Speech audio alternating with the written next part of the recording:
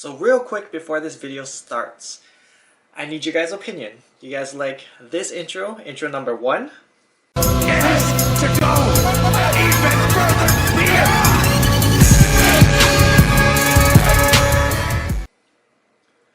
Or intro number 2?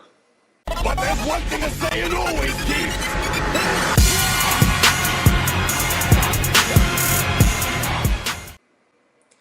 Comment down below 1 or 2 and let me know what you guys think. Obviously I just changed the audio. I'm not a graphic designer, but just comment below.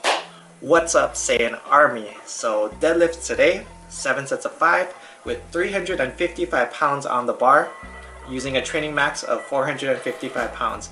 Not much to say about this workout, pretty simple. I mean, deadlifts have not been a struggle, have not been a grind lately. What I'm trying to do is take my ego out of the way and slowly let my lower back get stronger and stronger. So every training cycle I'm kicking it up about 10 to 20 pounds until it gets harder. So what I want to talk about today is squat and deadlift tips with bad back. Okay? So this video is actually good for anyone, not just people with back cramps, because it's always better to prepare instead of repair. So number 1, mobility. If you can't get yourself into a good position, chances are you're gonna snap your shit up. Okay? So hip mobility is the most common immobility that I've seen personally. Hip mobility is so important to get, especially when you're squatting. When you're squatting, what you want to do is you want to split the ground with your feet, drive your knees out, sit back on your heels and push off your midfoot and heels and keep your chest up. What do people do if they don't have proper hip mobility is their knees track forward, they roll onto their toes, their chest drops, and they good morning the weight up with their lower back. Okay? So how do you prevent this?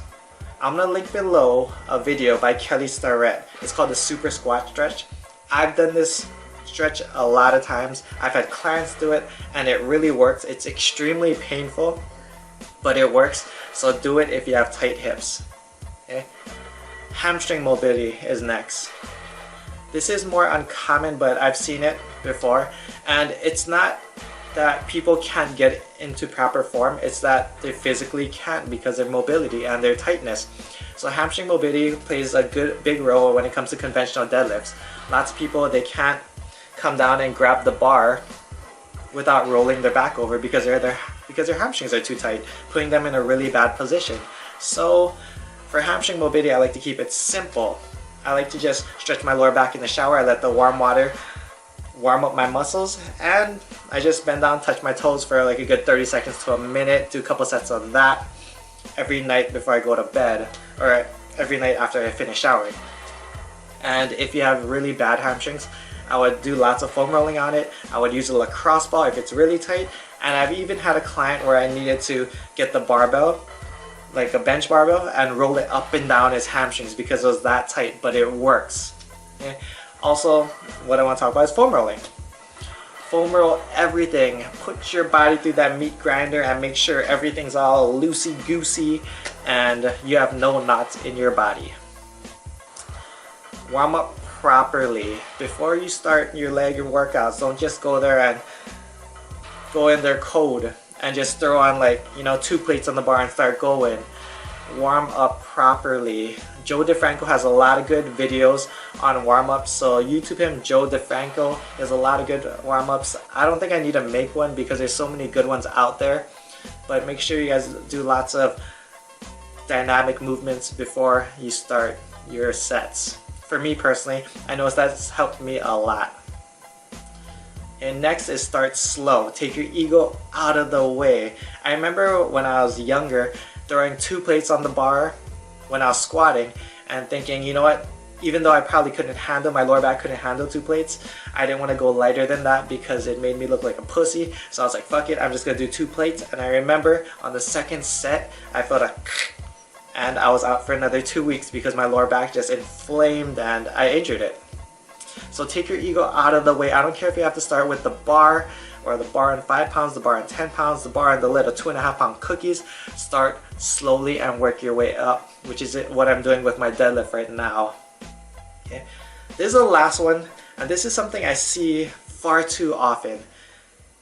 Probably over 90% of the time in the gym, I see people squatting and deadlifting in running shoes. Now, if you're that minority that can get into a good position and can squat heavy with good form in running shoes, then hey, good for you. But for me and majority of the people, you just can't. It's hard.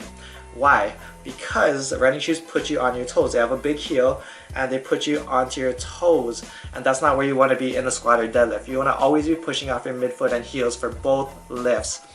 And when you try to push off your midfoot and heel, you have this big chunk of cushion on your heel for running shoes, and it puts you really off balance. Let's say you have 300 pounds on your back, you lean to the left, the foam's gonna give, and guess what? You're rocking back and forth, okay, like you're on a boat. But what happens if you use flat shoes and you have 300 pounds on your back and you try to lean? The floor won't give, okay? So use flat shoes when you squat and deadlift. What flat shoes do I recommend? Chuck Taylors are the cheapest and most popular versions. For me personally, I don't like Chuck Taylors. One, because I have fat feet, so they don't fit well. Two, because they have a slight heel, which I don't like. Next one are Vibrams. If you can get over the fact that they look kind of weird and you can see your toesies, I really like Vibrams. Next is wrestling shoes. This is what I'm using in this workout. Wrestling shoes are real comfortable for me because I used to wrestle in high school.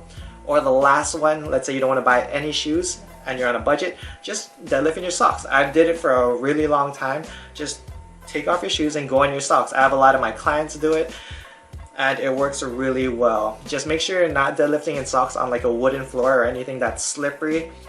If that was the case, then I would just go barefoot, to be honest. But hope those tips helped you guys. Hope those tips helped you guys. I'll see you guys in the next video. Strength and honor. Aloha. Vegeta, what does the scouter say about his power level? It's over 9,000!